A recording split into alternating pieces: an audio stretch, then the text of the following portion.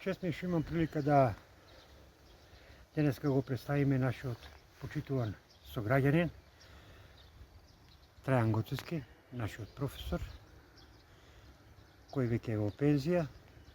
Неговата приказна, тој самиот ќе си ја раскаже. Има снимено една многу убава репортажа за тоа како го живеел животот во Делчево и понатаму како се развивал неговиот општествен живот не само во градот Делчево, него и во Република Македонија. Повелете. Почитувам професоре Прачковски, најнапред сакам да ви се заблагодарам и да ви честитам за идејата да се направи монографија за 80 години развој на општина Делчево.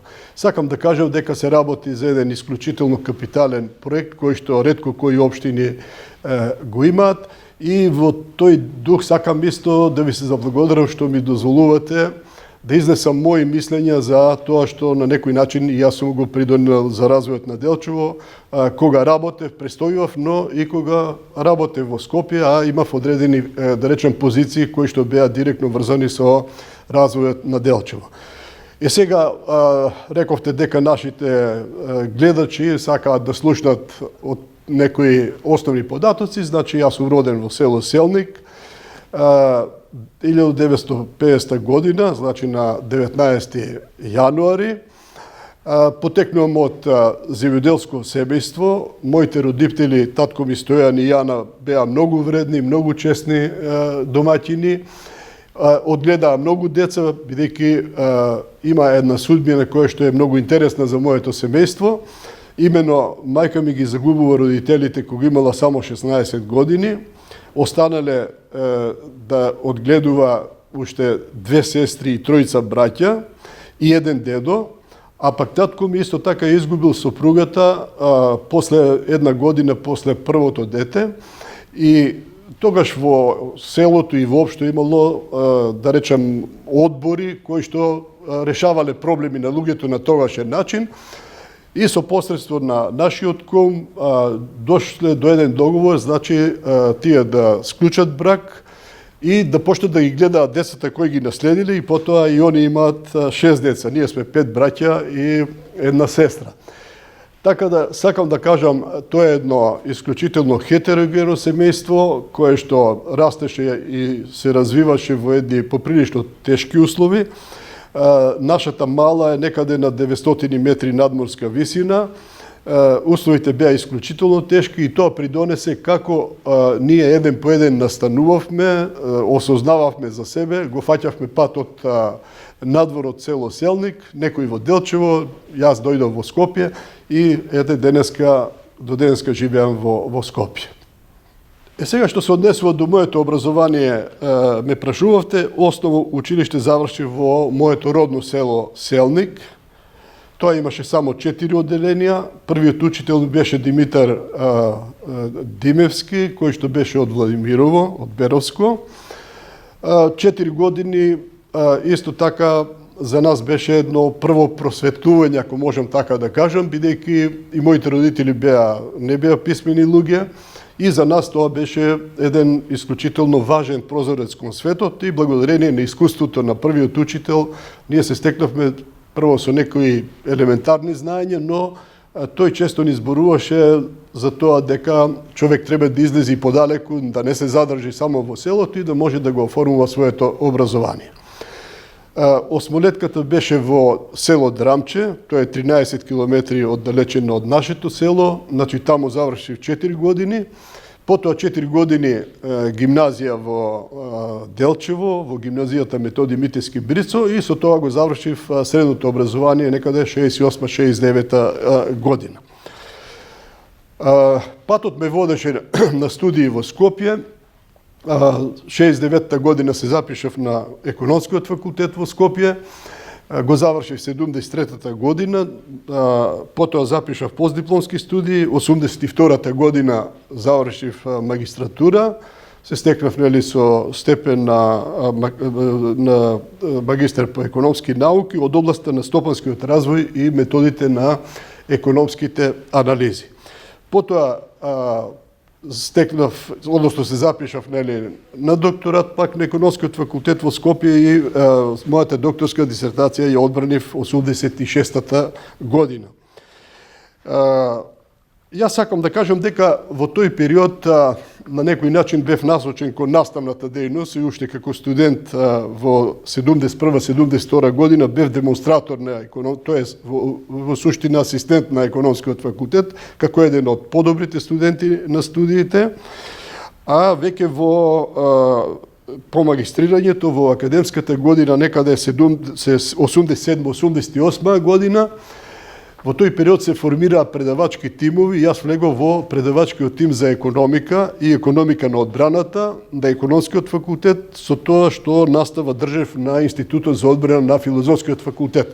Тоа беа првите чекори да се влезе во таа академска средина. Потоа бев избран за доцент на Филозофскиот факултет и бев таму вработен. Веќе 91 бев избран за вореден професор, 95-та година бев избран за редовен професор на Филозофскиот факултет. И сакам да спомнам уште две академски титули, бидејќи за образованието станува збор. Значи, 2009 година се стекнав со академски степен или титула почесен доктор на науки на Софискиот универзитет, а нешто подоцна и имам академско звање на една меѓународна академија која што обстојува и ги покрива општествените науки. Во моментот сум редовен професор во пензија и актуелен член на Советот за безбедност на Република Македонија. Сега за општествените активности, иако по правило човек не треба многу да зборува за нив, но ке морам да ги спомнам, бидејќи тоа е прашањето. Јас морам да кажам дека започнав уште во раните студентски денови. Така во академската 72-73 година обавив една многу значајна функција, што ретко кој од студентите можеше да ја добие. Тоа беше секретар на секретаријатот на Сојузот на комунистите на економскиот факултет и економскиот институт во Скопје при УКИМ, и во тоа време тоа беше многу значајна позиција. Од таму почнав да учам многу во тој политички занает кој што го пратеше и моето академско созревање како човек. По дипломирањето на економскиот факултет би беше понудено да останам за асистент на економскиот факултет, но поради низа причини примав стипендија од Фротирка од Делчево и сакав да се одолжам, но на некој начин и не привлекуваше. Во тој период малите места беа многу по-така атрактивни за живот и јас одбрав да се вратам во Делчево, се вработив во Фротирка како раководител на планско-аналитичката служба. 74 година бев избран за председател на извршниот совет на собранието на општина Делчево. Еве сега се навршуваат 50 години од тој момент и тоа е исто една од причините за ова денешно наше зборување. Таа функција ја обавав некаде до крајот на 78 година и во тој период имав уште две важни функции. Тоа беше член на општинскиот комитет во тоа време и исто така председател на општинската конференција на Сојузот на комунистите за Делчево. Значи, сите овие три позиции кои што ги имав, на некој начин овозможија да запознавам многу луѓе во тој период, но и да придонесам за развојот на Делчево, иако се работи за некои 6 години, кои што и не се некој долг период. 78 година бев именуван за советник во владата на Македонија и имав интересна, да речам, позиција. Тогаш прв пат се вработив во тогашниот Републички секретаријат за народна одбрана и од тогаш е во основа, значи, мојата директна врска со Министерството за одбрана. 4 години бев самостоен советник за подготовки на стопанството на Македонија за одбрана, планирање, финансирање на одбраната и за државните резерви. Значи, фактички, тогаш и го напуштив Делчево. 81 година добив нова позиција, секретар на Републичкиот одбор за саобраќај и врски, и таа функција ја обавив до 87 година, кога се вработив на Филозофскиот факултет, каде што во основа поминав повеќе од 3 децении. Во тој мандат исто обавував некои работи кои што се поврзани со одбраната, која што на некој начин стана моја, да речем, некоја и природна преокупација. Именно еден мандат бев член на Комисијата за општонародна одбрана и општествена самозаштита, во тој период се викаше. И исто така еден мандат бев член на Републичкиот совет за безбедност во сообраќајот. Како ако се смета за, да речам, ангажман во една друга смисла, не општествена, но академска, но сепак и општествена, 19 години бев декан на Филозофскиот факултет, исто толку години на ректорската управа и сега на некој начин кога почна да се распаѓа Југославија, се најдов во една состојба да обавувам исклучително сложени работи, бидејќи тогаш требаше помош на нашата држава. Првиот форум за Македонија, на кој што се расправаше што ќе се случи ако Југославија се распадне, тој форум го водеше првиот председател на Македонија, господинот Глигоров. Тој функционираше 89-та, 90-та и почетокот на 91-ва година. И во тој форум во основа пак јас зборував и ги давав основните идеи како ќе се организира одбраната, армијата, безбедноста и воопшто тој сектор кој што беше тогаш исто многу осетлив. Сега обавав уште една позиција која што многу не сум ја образлагал во јавноста. 90-та година ние се уште немавме влада. Во Белград почна да се водат преговори за дисолуција на Југославија. Председателот Глигоров беше избран за председател, но влада избравме некаде на 20 мај, тоа е скоро речи 3 месеци после изборот на председателот. Јас бев специјален преговарач на Македонија за тоа што ќе се случува и со дисолуцијата на Југославија, но и со тоа што Македонија ќе прави натаму во делот на одбраната, безбедноста, човековите права и слободи и можам да речам најтешките работи кои што потоа се покажаа како исклучително сериозни. Кога се формираше новата влада, првата влада на Македонија, бев член на таа влада, бев првиот министер за одбрана и 92 година исто така бев именуван првпат за член на Советот за безбедност на Република Македонија. Од тие позиции можам да кажам дека исклучително мојот придонес беше за мирната разврска на југословенската криза.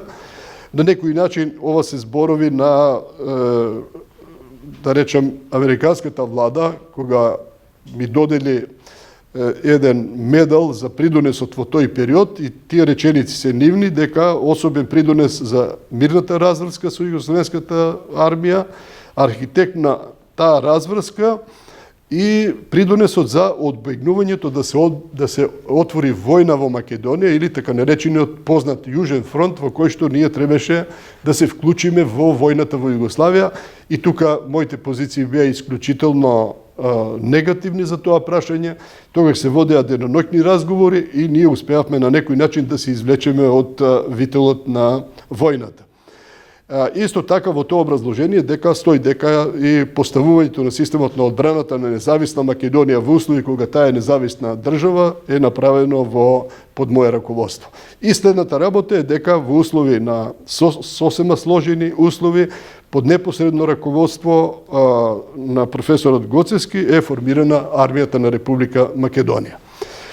Во тој дел на општествен ангажман многу значаен го сметам и 18 мај 1992 година, кога на моје образложение беше донесен заклучок на Советот за безбедност на Македонија, а тоа е да се покрене постапка за наше зачленување во НАТО и тој процес го следев до последните денови, па и до ден денеска, кога нашата армија и нашата држава се рамноправни членки на НАТО.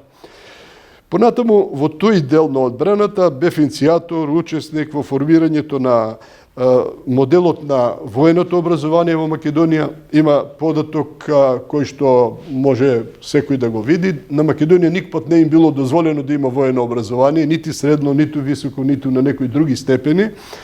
Тоа беше аманат на генералот Апостолски. јас постојано од негова страна бев поттикнувам да го правам тоа и затоа јас и академскиот дел, но и професионалниот дел го насочив во тој дел.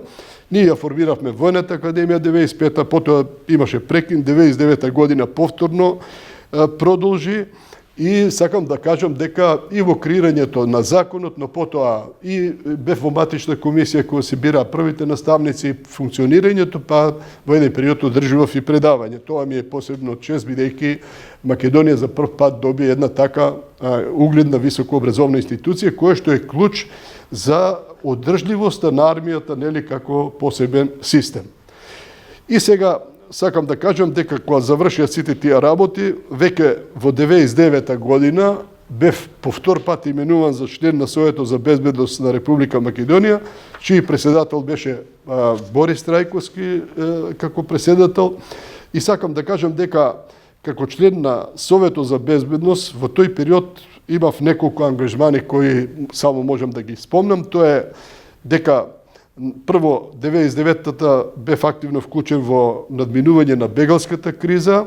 Второ, бев исклучително ангажиран околу мирното канализирање и разврска на вооружениот конфликт во Македонија 2001, кој што ако не се сопреше, можеше да излезе од контрола и можеше да ја загрози и унитарноста, но и воопшто да го загрози македонското општество.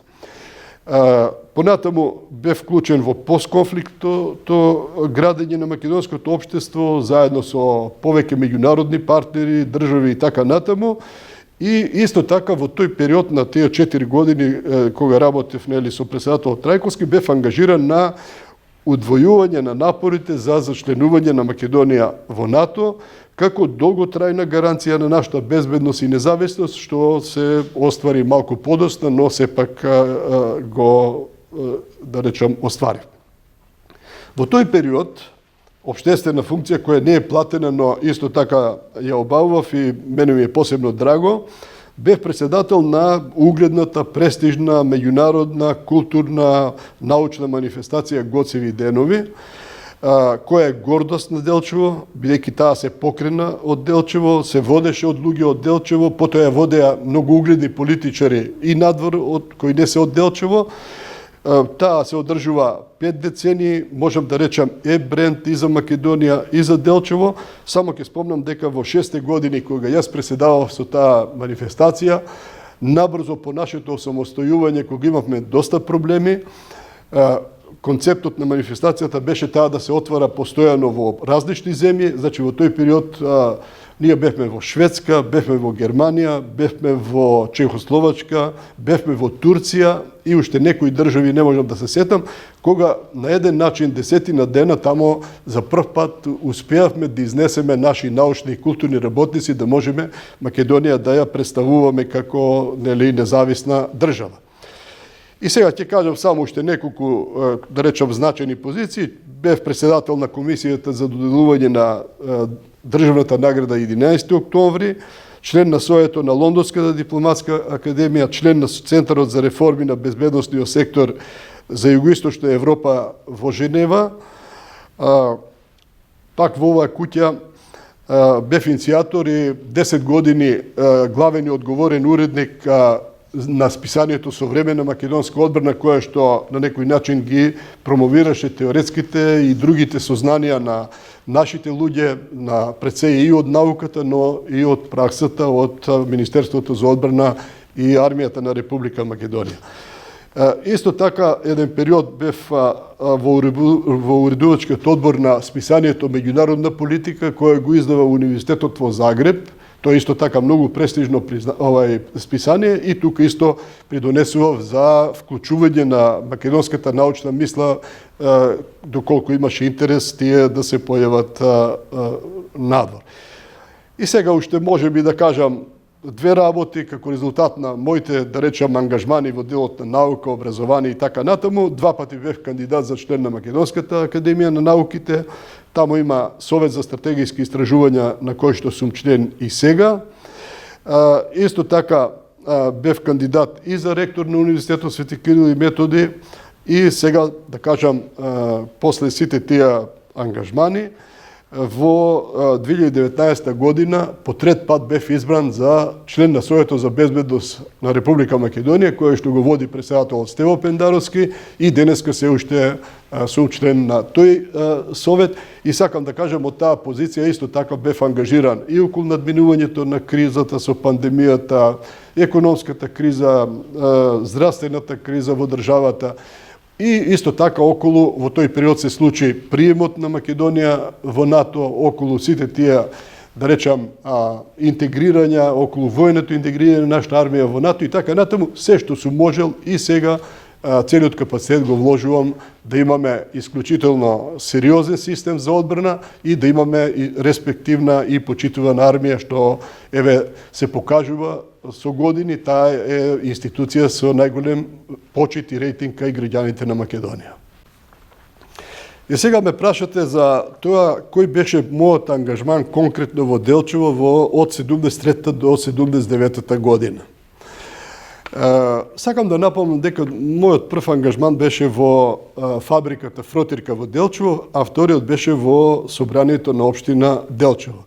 На двете места се чувствував како свој на своето и никако не се, да речам, покајав што тогаш не одлучив да останам во Скопје директно, да не се враќам назад, и мислам дека сите овие години научив многу. Особено научив околу дисциплината, околу работното време и така натаму, бидејќи ако малку анализираме, тогаш имаше поголема дисциплина, особено во производните организации. Фротирка работеше во 4 смени и ако вие во 6 часот или 5 до 6 не влезете во фабриката, вие тој ден вие пропаднат, значи понатаму не можеше да се дискутира. Јас само уште една констатација во рамките на тоа да потврдам дека тоа е исправно. Имав една, да речам, една девиза дека секој човек у животот треба да на некој начин допринесе прво да има здраво, добро семејство, да помогне на развојот на својот крај, на својата општина и понатаму да помогне на својата држава, во нашиот случај на нашата независна Република Македонија. И јас секој пат во животот се водев од тоа и затоа одлучив да работам во Делчево. Во Фротирка научив дека тимската работа е многу битна. Битно е, да речем, да се стекне доверие кај вработените. Ние, бидејќи Делчево и тогаш беше релативно мало место, секој ден бевме на работа и сабота и недела, ја посетувавме фабриката и поручик и во едни такви околности, барем за себе зборувам, и за другите луѓе, значи стекнавме еден поприлично добар авторитет и пошироко во општината. И сега, благодарение на таквата доверба, ако може така да се каже, јас и пред тоа спомнав, бев прво избран за председател на Општинската конференција на Сојузот на комунистите на општина Делчево. Таа функција не е професионална, значи ја обавував како вработен во Фротирка, ама таа ми овозможи да учествувам во работата на сите највисоки, да речам, општински органи и да придонесувам оттаму и за развојот на Фротирка како моја матична организација, но и за развојот на општината како целина. Во тој период на некој начин се етаблирав и во политичките кругови на Делчево, бидејќи и во тој период многу значеше човек да биде, да речем, поблиску и до политичките структури, ако сака, нели, да биде и успешен, да речем, стопанственик. На некој начин тоа горе-долу и до денеска отприлика обстојува. Во 74 година беа спроведени избори во Делчево, согласно новите уставни измени. Тогаш во општините за прв пат се формираа извршни совети како носители на извршната власт во општините. Воведена беше за прв пат функцијата председател на извршниот совет и членови на извршниот совет како извршна власт кои раководат со општинската администрација И позицијата на извршниот совет стана многу битна во тој период, бидејќи тој одговараше за сите состојби, нели, во општината. Едноставно тоа беа општински влади во, да речем, на локално ниво и таму кај што тие функционираат добро, се покажа дека тие општини имаат исклучително добар развој. Значи, по изборите, 74-та година, јас бев избран за прв пат на таа позиција, председател на извршниот совет и таа функција обавав 4 години. Со тоа, значи, започна мојот професионален ангажман во општината, бидејќи тогаш веќе не можев да работам во фабриката од кај што, да речам, потекнувам. На почетокот сакам да кажам, тука стекнав многу интересни луѓе, многу луѓе на високи позиции и од државата тогашна. Да речеме, во тој период господинот Црвенковски ја посети Делчево, Грличков и некои други значаи, да не зборувам за генералот Апостолски и така натаму, со кои имав можност да се запознам, и тоа се понатаму беа клучни луѓе кои понатаму придонесуваа и за мојот развој како човек, но и да се помогне да се развива Делчево како општина. И сега, кога на некој начин почнавме да работиме и кога заврши нашиот мандат, интересно еден податок да го спомнам, бидејќи многу луѓе ми велат дали е тоа точно, но јас потврдувам дека е точно, тоа е објавено во статистичкиот годишник на Југославија. Тие 4 години Делчево се вброи во 10 општини со најбрз економски развој. И тоа за нас беше една голема, да речем, сатисфакција. Тоа беше голем успех и за Делчево, но и за сите нас на некој начин кои што работевме таму. Не бев само јас, тоа беше една исклучително добра екипа. Ние тогаш, сега тука малку ќе кажам дека, бидејќи во тој период имаше релативно малку луѓе, да речеме економисти, неколку и така натаму, јас бев еден од тие, и ние малку повеќе учевме на факултетот околу планирањето и така натаму. Направивме 5-годишен план за развој на општината, тој се усвои во собранието, и јас ќе искористив за овај разговор некои белешки кои се уште ги имам од тој период и ги објавив јас во една книга, двотомна книга за мојот влог за Македонија, но овде само ќе напомнам. Од тие белешки произлегува дека насочувањето било на 5 фронта. Значи, прво, да се одржи постојното ниво на развиеност и капацитети, да се изградат нови, да се прошируваат постојните, да се гради инфраструктура која е неминовна за индустриализација на општината, бидејќи дотогаш Делчево беше исклучително земјоделско подрачје. И пето, што да речеме, за тој период беше малку мисловна именка, бидејќи тогаш комитетите ја водеа кадровската политика, ние излеговме со еден став дека ќе градиме тим или нова генерација на кадри која што ќе го понесе развојот, бидејќи до тогаш се уште беа, нели, кадрите од војната претежно на одредени позиции. И сега сосема накратко што во тој период е направено, сосема што се вели телеграфски, бидејќи за тоа треба многу време сето тоа да биде образложено. Околу првата точка или фронт кој се нафативме, се изградија нови капацитети неколку. И еве се сеќавам, тоа беше фабриката за филтри Југовитропан се велеше, фабрика за батерии во Македонска Кабеница, нова килимара во Македонска Кабеница. Се изградија повеќе објекти во, да речам, покрупните селски населби во тој период. Се сеќавам, имаше таков погон на кожара во Бигла, имаше во Драмче, во Разловци и во некои други села. Се направија неколку фарми и во општината се подигнаа поприлично многу, тогаш како една политика за поттикнување на земјоделството, се направија овошни насади во повеќе населени места, бидејќи Делчево е така поприлично добро за сливови насади, за јаболкови насади и така натаму, и тогаш тоа се направи. И сега мислам дека дури повеќе беше ангажманот околу проширувањето на постојните капацитети, и еве во тоа време, значи, што сум забележил. Значи, рудникот Саса се проширува во тој период. Тој имал еден подкоп, тогаш се направени уште 2 нови и капацитетот на рудникот е удвоен во тој период. И рудникот Саса исто тогаш воведе неколку 2 или 3 сменски работења да наработи дури тогаш помина 1000, 1100, 1200, до 1300 вработуваше, тоа беше веќе стана многу голем капацитет дури во рамките на државата.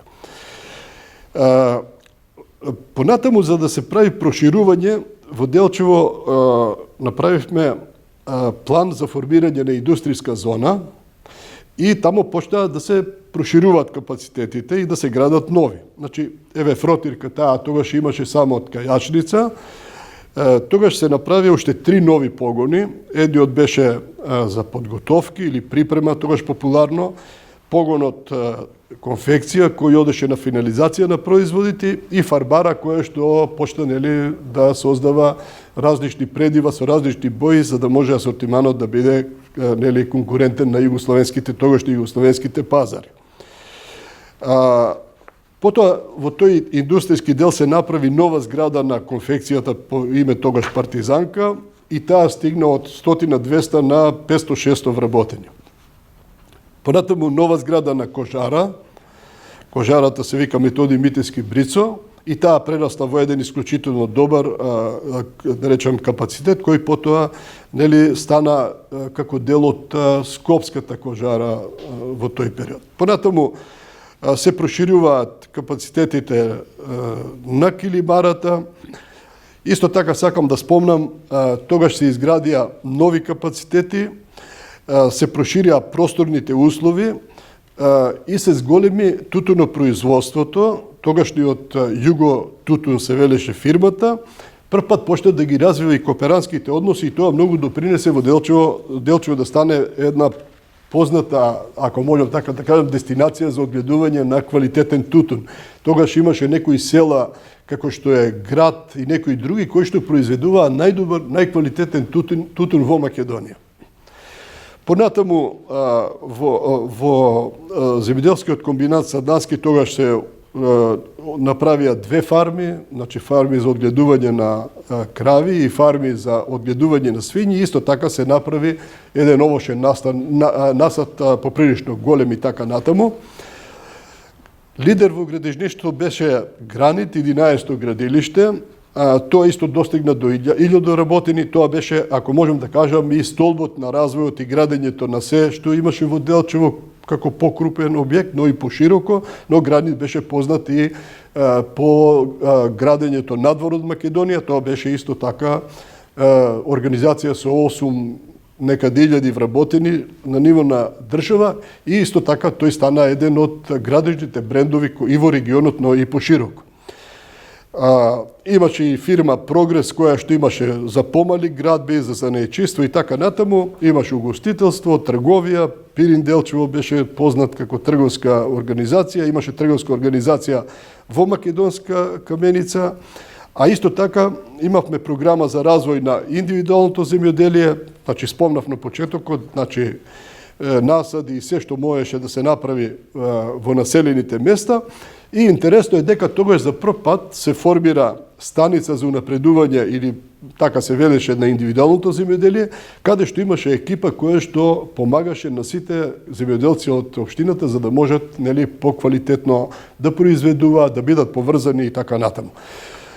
Интересно е исто во тој дел тогаш се отвори постапката или како сакате, тогаш 75 година Делчево го посети тогашниот Колишевски и тој ни се налути бидејќи Делчево не пошумуваше, тој беше одговорен во Републиката за пошумување, тогаш се формира Совет за пошумување кој го јас раководев и ние 4-годишниот мандат го завршивме со пошумени 1000 хектари со борова шума во Делчево. Сега е, да речам, голема гордост да ги погледнете, 50 на години се стари тие борови на Голак и во другите места, така да Делчево малку се озелени со квалитетни дрва.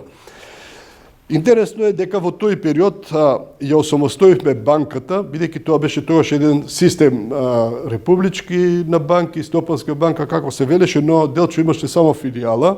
Ние изградивме нова зграда и формиравме банка со седиште во Делчево и за нас беше многу битно, бидејќи тогаш без поддршка на банка вие не можевте да реализирате никаков проект. Исто така, значи, се направија многу, да речам, комунални објекти, ама морам да спомнам од нив само неколку, бидејќи тие беа многу важни, бидејќи во тоа време, па дури до денеска многу градови не внимаваат со урбанизацијата. Делчево беше меѓу првите општини тогаш, која направи целосна урбанизација на Делчево, се изработија урбанистички планови, и целосна урбанизација на Македонска Каменица, тоа сега е едно многу модерно градче, но урбанистичкиот план е тогаш, сигурно тој е модернизиран преправа, тогаш прв пат се направи и тогаш прв пат почна да се гради, нели, според урбанистички план. Спомнав, во Делчево се оформи индустријската зона, кај што почнаа да се градат капацитети, и исто Делчево изгради многу улици, асфалтираше патишта, некаде 20 до селата.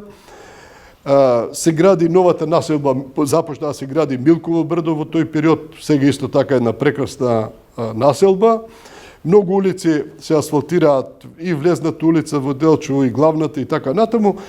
Тогаш се направи урбанистички план исто така за одмаралиштето во Голак, и тогаш се направи за прв пат асфалтен пат, кој што минатата година беше после толку време повторно сега асфалтиран и дава една, да речам, можност тој дел да се разработи, бидејќи тоа се напушти. Иначе Голак е исклучително квалитетна планина со многу можности, но во последните години, значи, тој не функционира како што треба. Во Делчево, во делот, во општествените дејности, во здравството, исто така се направија многу напори.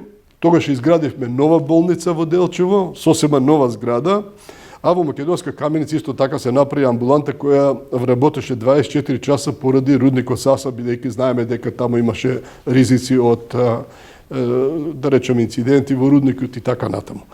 Во културата, тогаш беше започнат да се прави тој познат дом, културен дом во Делчево Асном, но ние продолживме во тој период да го доградуваме и функционално да биде на некој начин дотеран за да може да се употреби. Тоа беше исто капитална инвестиција и исто така настанаа дискусиите околу домот на културниот дом на Разловечкото восстание посветен и сега тоа се формираа повеќе културни друштва.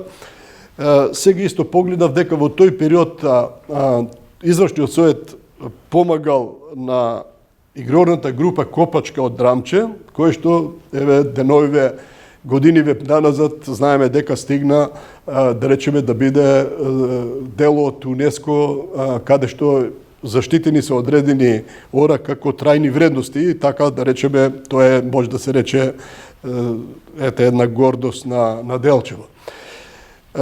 И во образованието се вложуваа напори, во другите сегменти и сакам да заклучам во тој дел, бидејќи е интересен податокот, бидејќи скоро кога бе во Делчево дискутиравме на таа тема. Значи тогаш Делчево во најдобрите, да речам, периоди од својот, да речам, развој, достигна до 6400-6500 вработени. Денеска Делчево нема ни половина од тоа. Значи, после толку години, значи имаме половина од вработени, немаме ни 3000 вработени. Ете, тоа е, да речам, интересно да се каже. И сега, бидејќи зборуваме за успеси, а јас сега повеќе зборувам како само јас да сум придонел за тоа никогаш не сум сакал да го кажам. Целата динамика на развој на општината во тоа време, значи покри мојата улога сепак која беше диригентска, да речем, ако може така да се каже, многу луѓе придонесоа за Делчево. Не можам да не спомнам председателот на општината Атанасовски, Слава Атанасовски, кој долго време ја водеше општината и исклучително даде придонес. Зборував многу за комуналниот развој и урбанизацијата. Значи, Делчево претрпе една исклучително ренесанса во тој дел.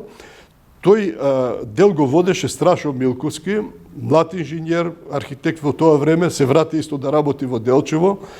Тој имаше еден тим на архитекти од градежниот факултет, се сеќавам, тоа беше Токаров и професорите Токаров и Серафимова, тие ги работеа плановите, но под водството на Страшо Милковски Делчево претрпе ренесанса во урбанизацијата, а потоа тој стана и директор на 11-то градилиште на Гранит, стана генерален на Гранит и исто така Гранит стана до денеска е еден од главните брендови кој што го води Страшо Милковски. Во делот на земјоделието и пошумувањето голем придонес даде исто така еден млад инженер кој се врати и работеше во Делчево, Филип Михајловски. Во рудникот има заслуга неколку луѓе, ке спомнам, тогаш беше инженер Цавировски, тој беше од Кическо, потоа за директор дојде Симо Иванов, кој е роден од Каменица, тој исто придонесе исклучително многу за развојот на рудникот, но и на целата таа населба. Тука е Лупчо Крстевски, кој после беше директор на фабриката за батерии, која што се правеше, Ефтим Мицевски и други инженери, веројатно не можам сите да ги кажам. За Фротирка беше апсолутно главен Јован Попов, но таму имаше една техничка екипа која што понатаму ги водеше сите работи. Ке спомнам, околу таа позната припрема, таму имаше, нели, тројца техничари, Тачев, Крстевски, Коле и тогаш дојде исто еден млад инженер Тоше Христов, кој ја водеше целата таа работа околу изградбата на фарбарата, која што беше многу значајна, нели, за тој дел. Исто да спомнам, како технички директор беше текстилен инженер кој дипломира во Љубљана, Лазе се вика, и тој исто така се врати во Фротирик и тој беше од тој тим кој го водеше. За Гранит кажав дека таму беа инженер Ванчо и Страшо Милков, во Партизанка беше Васко Шехтански од Малешевијата, но тој исто придонесе многу да се развие Партизанка. Во Кожара прво беше Маријан, потоа беше Симо Атанасовски и сега понатаму да не ги спомнувам, Југотутун кој што беше многу значаен тогаш за Делчево и како престижна, да речам, фирма која што исклучително придонесуваше да илјадици семејства во Делчево живеат добро. Тоа беше Илија Прачковски, тој беше голем авторитет и во браншата на тутунарството во Македонија, но и во општината исто така беше еден од најпознатите бизнисмени. Во Сандански, кој што исто така имаше развој, дојде исто нов директор Кири Христов, кој исто така придонесе понатаму за проширувањето и градбата на тој дел. Ке спомнам во собранието исто така млад правник Лупчо Стоименовски, тој после стана председател на судот, но заедно со Борче Муцунски, кој што беше секретар на извршниот совет. Значи, тоа беа млади луѓе кои направија големо освежување во администрацијата, кои знаеме дека ако таа не е модерна, исто тако не може да се води општината. Понатаму во банката дојде Симо Атанасовски, кој исто така ги поддржуваше сите проекти, тој беше многу значаен за развојот на Делчево. Во здравството беше доктор Ханџески, доктор Христов и некои други, тие го носеа целиот товар на здравството. И ќе се извинам, има и плејада други луѓе кои сега не можам ради времето да ги спомнам, но сакам да кажам, тоа беше една нова генерација на кадри која што се искреира во тој период и која што ја донесе општината меѓу најразвиените во тогашна Југославија и во Македонија. Сега кога станува збор за придонесот индивидуален, мислам дека секој пат е подобро други да дадат суд, но сепак ќе морам нешто да кажам, бидејќи ме прашувате, но ќе почнам со една интересна сугестија на Миџо Сабрија, познат председател на Делчево веднаш по ослободувањето. И тој кога станав председател, постојано ме посетуваше и кажуваше по некоја мудрост, и едната беше: немој да дозволиш да се мериш на својата вага. Тој вели дека таа ќе те излаже, и рекол трутот кога се мерил на својата вага тежел 99 ока, иако имал само 3 грама. И јас се држам до таа, да речам, порака мудра од овој човек, затоа што понекој пат човек ќе погреши кога зборува за себе, но бидејќи прашањето е тако, морам да те кажам неколку работи. Пред прогласувањето на независноста на Македонија и во тие форуми кои што учествував во работата, ние ја проектиравме тогаш Македонија во 14 поглавја, се сеќавам точно, и сакавме Македонија да биде независна, суверена, демократска, европска, економски просперитетна, правна држава, држава со висок степен на човекови права, слободни медиуми, своја академија на науки, своји универзитети, ценета академска заедница и надвор од државата. Сакавме да имаме држава која ќе има идентитет, култура, традиции, кое што нема никој тоа да го загрозува, да имаме своја црква, своја армија и сите други национални институции кои што следуваат на независна држава и пред се целото залагање беше да создадеме услови да имаме достојни граѓани кои што се чувствуваат свој на своето и нема да ја напуштаат Македонија, напротив, дури да се враќаат тие што беа надвор во Македонија. Еве сега, после 32 години, бидејќи можам сега да кажам за тоа, ние имаме независна држава, сакам да ја кажам големата слика, ние сме членка на Обединетите нации, членка сме на НАТО и се бориме да ги продолжиме преговорите за Европската Унија. Многу значајно. На тој пат зад нас застанаа сите релевантни меѓународни институции, а Соединетите Американски држави минатата година го подигнаа на највисоко ниво нашето стратешко партнерство. Во македонската историја, оној кој што и малку и просечно ја познава, никој пат меѓународната заедница, која што често пати ги игра клучните улоги, значи во односите, во релациите, во големите политики, никој пат не застанувала зад Македонија и зад македонскиот народ. Во целиот тој пат веќе имаме до некој степен заокружен статус на Македонската православна црква, бидејќи и таа е важен фактор, но уште недостасува уште едно каменче, мислам дека и тоа ќе се случи. Имаме Македонска академија, имаме многу универзитети, имаме своја армија членка во НАТО и ги имаме сите други институции кои што се релевантни за една независна држава.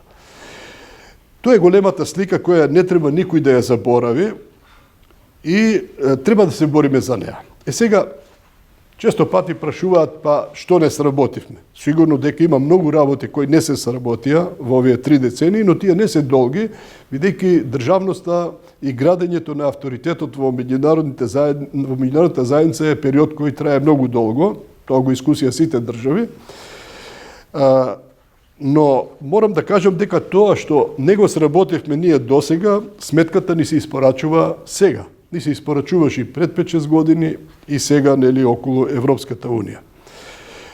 Да речеме, според мене има неколку работи кои што мене како сега граѓани на оваа држава ме погодуваат, а бидејќи учествував од самото проектирање на таа идеја, е тоа што ние се уште немаме, или барем еден добар дел од граѓаните нема и од раководителите, не само од граѓаните, бидејќи граѓаните не се должни, тие треба да и се објасни, немаат слух за државните националните интереси и нивното почитување, и тие да бидат приоритетни над партиски, над семејни, над општински, над локални и така натаму, и тоа ме загрижува, тоа мора да се надмине. Че мора тие да бидат државните и националните интереси на прв план, за другото има мегдан каде може да се договараме. Понатаму, не сакам, бидејќи тоа ќе стане веќе, еве пред избори, не сакам да се мешам во тоа, но партизацијата отиде многу далеку во сите институции.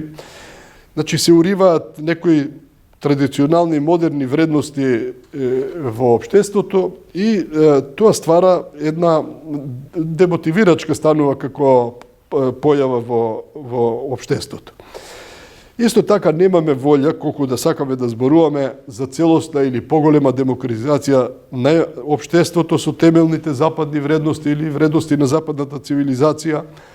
Имаме проблеми со владењето на правото, еднаквост на граѓаните пред законот, имаме проблеми се уште со медиумите, институциите државни не си ги почитуваме и сето тоа на некој начин оди на негативно на наша страна.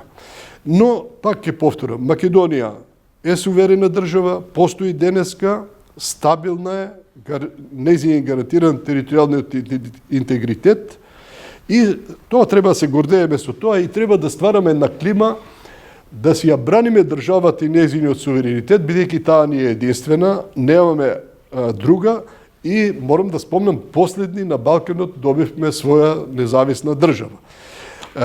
ако сами ја напаѓате и ако сами не допринесувате за незината стабилност, значи потешко некој друг ќе може, нели, да го направи тоа.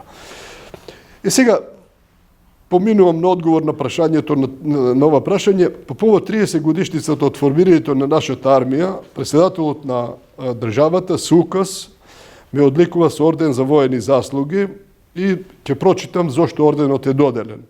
Значи, тој се доделува за особениот стратешки, долгоречен и неповторлив придонес за формирањето на армијата како легитимна и регуларна вооружена сила на Република Македонија. И втората реченица е Трајан Гоцевски како прв министер за одбрана по осамостојувањето го воведе цивилниот модел на одбрамениот систем и еден од градителите на нашата независна и суверена држава. Значи, тоа е кажано во, да речам, во указот.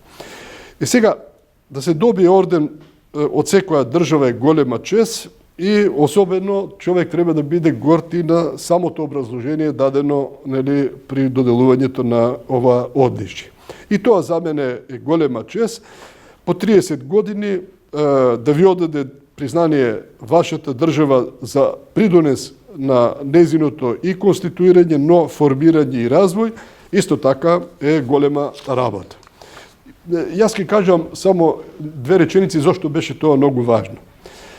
Тогаш услов да функционира Македонија како независна држава беше да се надмине состојбата прогласена независна држава, а со силна туѓа војска на својата територија. Немате армија која го гарантира независноста, територијалниот интегритет и суверенитетот.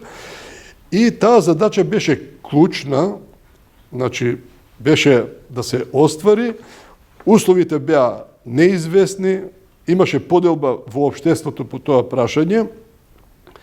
Иако не може многу да зборувам, но ќе кажам само една реченица дека тогаш и во самата влада имаше, да речем, различни мислења околу тоа прашање.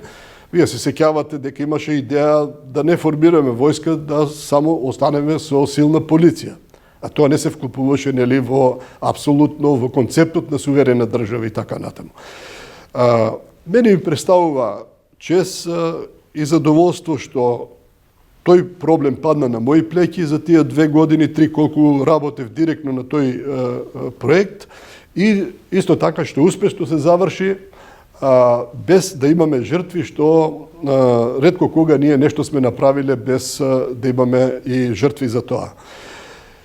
По 3 децени задоволство е тоа да се вреднува и во ова пригода само сакам да изразам една голема благодарност прво до општина Делчево, бидејќи од таму ми е стартната основа, сепак јас дојдов тука со прилично добар багаж во Скопје. Чест ми е што предлогот е од Воената академија генерал Михајло Апостолски, од кој аманет добив да го формираме военото образование.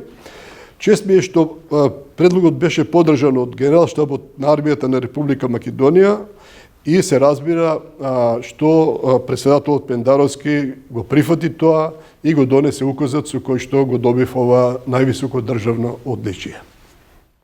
Еве и за ова прашање да дадам малку еден пократок одговор.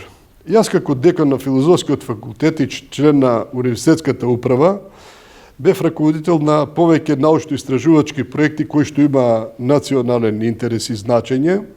Исто така бев председател на повеќе тела, комисии, уредувачки одбори, разни здруженија, член на разни меѓународни институции, релевантни за донесување на битни одлуки за Македонија и сакам да кажам дека целиот свој интелектуален капацитет го посветив на развојот прво на Делчево во тој период, потоа на конституирањето на Македонија како независна држава и како и за развојот на македонското општество, нели, како целина.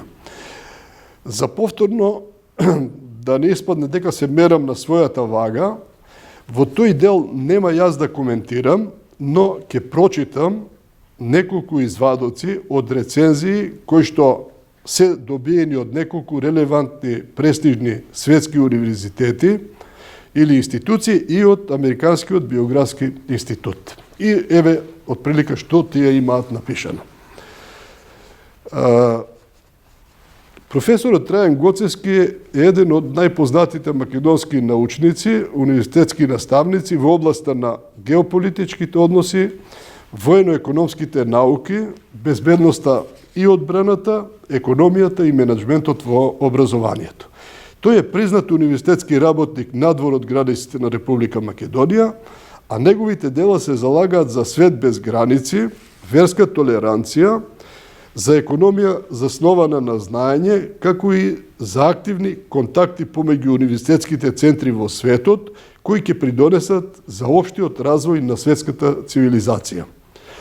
Тој во науката се истакнува со модерни идеи на полето на геополитиката, одбраната и безбедноста, економијата, менеджментот и едукацијата и се залага за современ универзитет со висок развоен и апликативен капацитет на нови знаења и технологии. Придонесе за развојот на Македонија како независна држава. Автор е на повеќе од 85 книги, над 280 научни и стручни трудови, монографии и статии, објавени во македонски и многобројни странски списанија на македонски, англиски, албански, бугарски и француски јазик. Многу од овие дела представуваат суштинска иновација во начинот на мислењето и креирањето на нови идеи за светската наука и цивилизација. И мислам дека во овие 2-3 рецензии е отприлика кажано кој е мојот придонес во делот на науката во Република Македонија. Ви благодарам.